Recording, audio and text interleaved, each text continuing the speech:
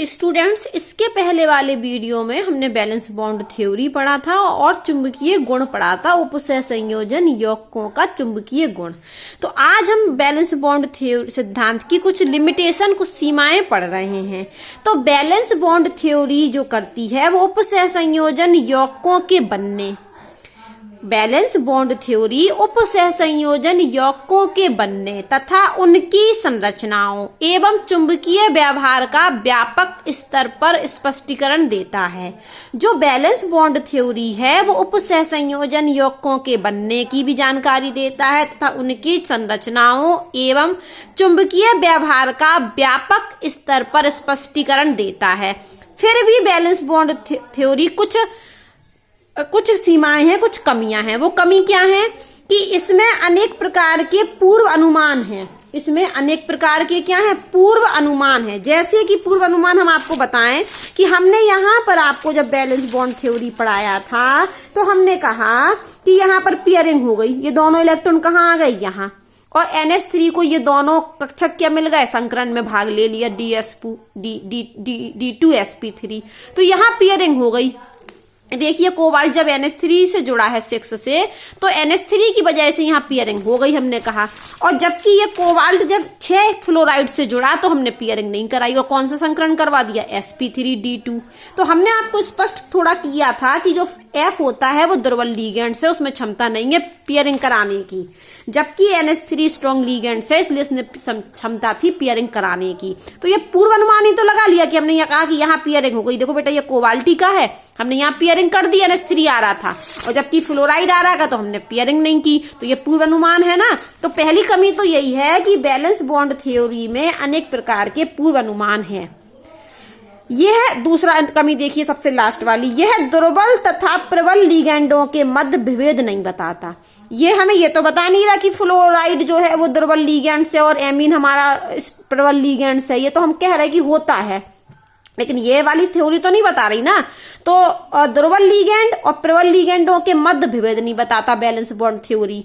और valence bond theory में बहुत सारे पूर्व अनुमान है, तो ये कमियां हैं। तीसरी कमी है कि चुंबकीय आंकड़ों की कोई मात्रात्मक व्याख्या नहीं देता है। जो चुंबकीय आघूर्ण का उनका मात्रात्मक व्याख्या नहीं देता है। और जो उपसह संयोजन यौगिकों में जो रंग है उनका भी स्पष्टीकरण नहीं देता बैलेंस बॉन्ड थ्योरी, ठीक है।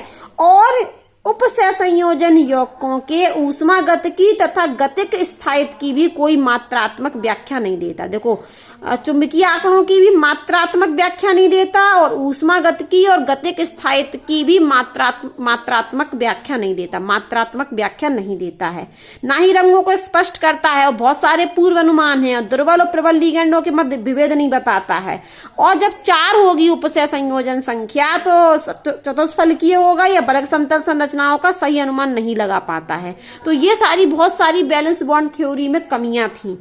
तो किसकी आवश्यकता पड़ी, हमें दूसरी थ्योरी समझते हैं, क्योंकि हमने आपको पहले ही यहाँ पढ़ाया होगा कि सबसे पहले तो वर्णन सिद्धांत दिया था। उपसह संयोजन यौगिकों में जो आबंध की प्रकृति है उसको समझाने के लिए वर्णन नामक साइंटिस्ट ने सबसे पहले सिद्धांत दिया था, जिसको हम वर्णन सिद्धांत कहते हैं। लेकिन उसमें भी बहुत सारी कमियां थी कि कुछ ही तत्व क्यों उपसह संयोजन यौगिक बनाते हैं, उपसह संयोजन यौगिक में दिशात्मक गुण क्यों पाए जाते हैं, उपसह संयोजन यौगिक में विशिष्ट चुंबकीय गुण क्यों होता है, ध्रुवण गुणक गुण क्यों होता है। तो ये वर्नर का सिद्धांत इन 3 प्रश्नों का उत्तर नहीं दे पा रहा था।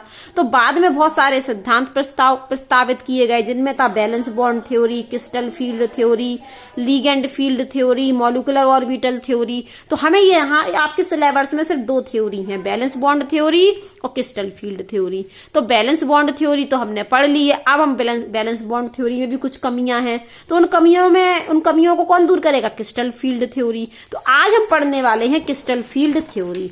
तो क्रिस्टल फील्ड थ्योरी को आप मान के चलिए कि एक इलेक्ट्रोस्टैटिक मॉडल माना गया। यहां पर क्रिस्टल से क्षेत्र सिद्धांत में स्थिर वैद्युत मॉडल है, ठीक है। जो CFT है वो क्या है, स्थिर वैद्युत मॉडल है, इलेक्ट्रोस्टैटिक मॉडल है, जिसके अनुसार CFT के अनुसार जो धातु लीगेंड आबंध होता है वो आयनिक होता है। वो ये कह रहे हैं कि धातु मतलब M हमारी कोई है और लीगेंड है, ये लीगेंड अपने लोन पेयर देता है। तो ये जो बॉन्ड होता है ये बॉन्ड आयनिक होता है, ये कह रहे हैं वो। ये बॉन्ड कैसा होता है? आयनिक बंध। देखिए, धातु और लीगेंड के आबंध आयनिक होते हैं। धातु और लीगेंड के मध्य जो आबंध होता है वो आयनिक होता है। ठीक है, और ये किस वजह से बनता है? जो केवल धातु आयन और लीगेंड के मध्य, धातु आयन और लीगेंड के मध्य स्थिर वैद्युत अन्य क्रियाओं द्वारा उत्पन्न होता है। क्रिस्टल फील्ड थ्योरी एक इलेक्ट्रोस्टैटिक मॉडल है, और क्रिस्टल फील्ड थ्योरी के अनुसार धातु और लीगेंड के मध्य जो बंध होता है वो आयनिक होता है। और ये आयनिक बंध किस वजह से उत्पन्न होता है? धातु और लीगेंड के मध्य स्थिर वैद्युत अन्योन्य क्रिया द्वारा उत्पन्न होता है। इतने पॉइंट समझ में आए। तीसरा पॉइंट सुनिए, क्रिस्टल फील्ड थ्योरी में लीगेंड दो प्रकार के होते हैं, या तो ऋण आवेशित या उदासीन लीगेंड्स। तो जो ऋण आवेशित लीगेंड है उनको एक बिंदु आवेश के रूप में माना जाता है। किसको? ऋण आवेशित लीगेंड को एक बिंदु आवेश के रूप में माना जाता है, जबकि उदासीन लीगेंड को द्विध्रुव के रूप में माना जाता है। सीएफटी में ऋण आवेशित लीगेंड को एक बिंदु आवेश के रूप में माना जाता है, जबकि उदासीन लीगेंड को द्विध्रुव के रूप में माना जाता है। ठीक है, अब एक बात और सुनिए, किसी विलगित गैसीय धातु परमाणु है, धातु परमाणु हो सकता है, ये आयन हो सकता है, ऑब्लिक लगा है, किसी विलगित गैसीय धातु परमाणु में 5 डी कक्षक होते हैं, और यदि उन डी कक्षकों की ऊर्जा का मान बराबर हो, डी कक्षक में 5 उप सबसेल होते हैं, d x y, d y z, d z x, d x square minus y square और डी जेड स्क्वायर। अगर हम आपको बताएं कि इन पांचों की ऊर्जा हो समान, तो हम इसको कहते हैं डीजनरेट। क्या है? ये अपभ्रष्ट अवस्था में है। तो जो कोई धातु परमाणु होगा, गैसीय विलगित धातु परमाणु होगा, तो उसकी जो डी कक्षकों की ऊर्जा का मान बराबर होता है, बराबर या हम लिख सकते हैं हम समान होता है। तो इन पांचों डी कक्षकों की ऊर्जा का मान समान होता है, तो हम इसको अपभ्रष्ट अवस्था कहते हैं, डीजनरेट अवस्था कहते हैं। तो डीजनरेट का मतलब क्या है? कि पांचों डी कक्षक की ऊर्जा समान हो। ठीक है, तो ये जो अपभ्रष्ट अवस्था मतलब पांचों डी ऑर्बिटल की ऊर्जा समान हो, तो ये पांचों अपभ्रष्ट अवस्था जब तक बनी रहती है जब तक इनकी एक गोलीय सममित क्षेत्र रहता है। ठीक है, और जैसे ही लीगेंड आता है पास में, इस डी कक्षक के लीगेंड्स आता है पास में, तो लीगेंड्स के ऋणावेशित लीगेंड की वजह से और इन डी कक्षक में उपस्थित इलेक्ट्रॉन के बीच होता है प्रतिकर्षण। ऋणावेशित लीगेंड्स मतलब लीगेंड्स के इलेक्ट्रॉन और डी कक्षक के इलेक्ट्रॉन के मध्य होता है प्रतिकर्षण, जिससे इसकी एक गोलीय सममिति डिस्टर्ब हो जाती है और ये डीजनरेसी समाप्त हो जाती है। पहले मैंने कहा कि कोई गैसीय विलगित धातु परमाणु होगा तो उनके पांचों डी कक्षक की ऊर्जा समान होगी, तो हम इसको डीजनरेट कहते हैं। और कौन सी अवस्था कहते हैं? अपभ्रष्ट अवस्था। लेकिन ये अपभ्रष्ट अवस्था समाप्त हो जाती है, डीजनरेसी क्या हो जाती है? डीजनरेट समाप्त हो जाता है जब कोई धातु के पास में लीगेंड्स आता है। तो ये पढ़ लीजिए, ये अपभ्रष्ट अवस्था, ये डीजनरेट जो है, पांचों डी कक्षक की ऊर्जा समान तब तक रहती है। ये अपभ्रष्ट अवस्था समान ऊर्जा इन पांचों की तब तक बनी रहती है जब तक कि कोई धातु परमाणु के चारों ओर ऋण आवेशों का एक गोलीय सममित क्षेत्र रहता है। इन धातु आयन के ऋण आवेश का एक गोलीय सममित क्षेत्र रहेगा, तब तक तो ये अपभ्रष्ट अवस्था रहेगी। अपभ्रष्ट मतलब डीजनरेट अवस्था, और डीजनरेट का मतलब पांचों कक्षक की ऊर्जा समान, परंतु किसी संकुल में, जब कॉम्प्लेक्स बनेगा, देखो जब गैसीय परमाणु होगा, विलगित मतलब अलग होगा, तब तो वो डीजनरेट अवस्था में होगा। लेकिन कॉम्प्लेक्स में क्या होगा? कॉम्प्लेक्स कब बनेगा? जब लीगेंड पास में आएगा। तो किसी संकुल में ये ऋण आवेशित क्षेत्र, जो ऋण आवेशित क्षेत्र है जिसमें पांचों डी कक्षक की ऊर्जा समान है, डीजनरेट है, तो वो क्षेत्र क्या होता है? लीगेंड के कारण असम्मित हो जाता है। वापस सुनिए, कोई विलगित है, विलगित मतलब अलग कोई धातु परमाणु है, तब तो उनके डी कक्षक पांचों की ऊर्जा समान होती है, तो हम इसको डीजनरेट कहते हैं। और ये डीजनरेट अवस्था कब तक रहती है? जब तक कि धातु परमाणु पर एक ऋण आवेशों का एक गोलीय सममित क्षेत्र रहता है। धातु परमाणु पर ऋण आवेशों का एक गोलीय सममित क्षेत्र रहता है, और ये क्षेत्र जैसे ही नष्ट हुआ तो इनकी डीजनरेसी खत्म हो जाती। और डीजनरेसी खत्म होने का अर्थ है कि इनकी ऊर्जा असमान हो जाती, किसी की ज्यादा किसी की कम। तो ये डिजनरेसी जब तक बनी रहती है जब तक कि ऋण आवेशों का ये गोलीय सममित क्षेत्र रहता है, परंतु किसी संकुल में, अब संकुल है तो संकुल तो तब बनेगा जब कोई धातु परमाणु और लिगेंड्स मिलेंगे। तो जैसे ही संकुल बन रहा है तो लिगेंड्स क्या करेगा, पास में आएगा। तो लिगेंड के प्रभाव की वजह से धातु परमाणु के चारों तरफ जो एक सममित क्षेत्र था वो क्या हो जाता, नष्ट। और वो सममित क्षेत्र नष्ट हुआ तो धातु परमाणु की द्विकक्षकों की डिजनरेसी भी समाप्त हो जाती है। परंतु किसी संकुल में जब एक ऋण आवेश क्षेत्र, जो ऋण आवेश क्षेत्र है, जो सममित क्षेत्र है, वो लिगेंडों के कारण कैसा हो गया, असम्मित हो गया। ऋण आवेश क्षेत्र कैसा था, सम्मित था, लेकिन लिगेंडों की वजह से असम्मित हो गया और डी कक्षक की डिजनरेसी क्या हो गई, समाप्त हो गई। और डिजनरेसी समाप्त होने का अर्थ है कि अब इन पांचों की ऊर्जा समान नहीं रही, किसी की ज्यादा हो गई, किसी की कम हो गई, तो समाप्त हो जाती है। और इसी के फलस्वरूप ये इनका विपाटन हो जाता है। विपाटन मतलब टूट जाती हैं। तो ये टूट जाती हैं दो में, T2G और EG में।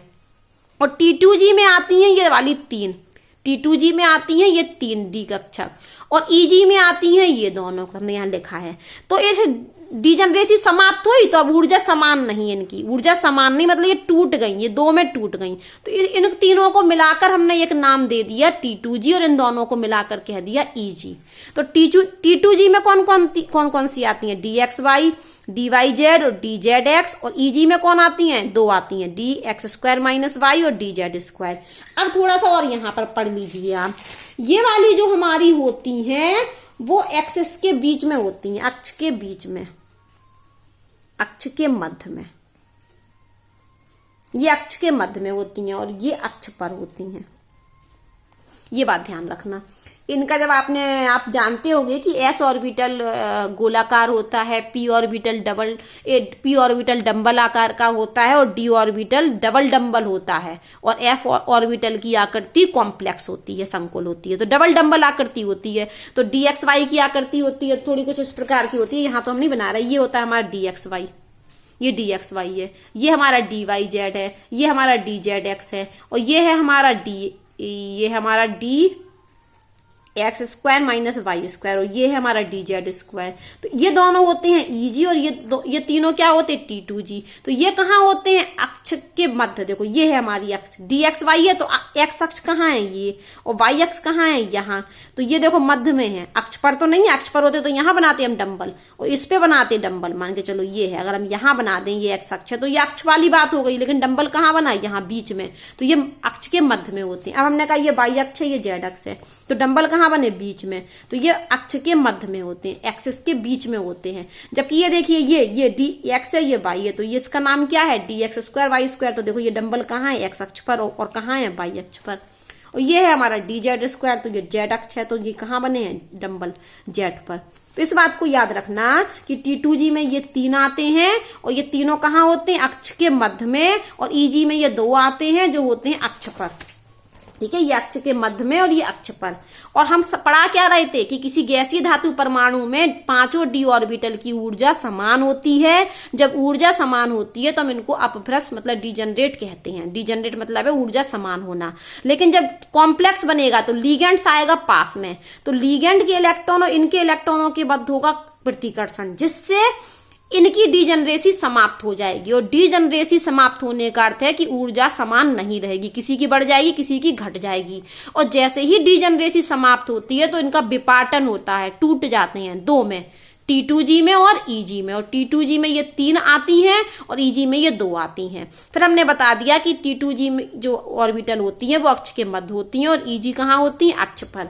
अब हम नेक्स्ट वीडियो में पढ़ेंगे अष्टफलकीय उपसय संयोजन समूह में क्रिस्टल क्षेत्र विपाटन कैसे होता है। देखो ये हुआ, ये हमारा किसी गैसीय धातु परमाणु की d ऑर्बिटल थी, और ये कौन से हैं, क्षेत्र में, ऋण आवेशित गोलीय सम्मित क्षेत्र में। अब ये लिगेंड के प्रभाव में दो में बट गई, T2G और EG में। देखो पांच थी, 1 2 3 4 5, ये काय में बट गई, तीन अलग हो गई, दो अलग हो गई। जो तीनों संग में थी उनको नाम दे दिया हमने T2G, और जो दोनों संग में थी वो EG। तो T2G में कौन कौन सी आई थी, याद होगा आपको, DXY, DYZ और DZX। और यहाँ EG में क्या था, dx² - y² और dz²। तो ये हम पढ़ेंगे नेक्स्ट वीडियो में।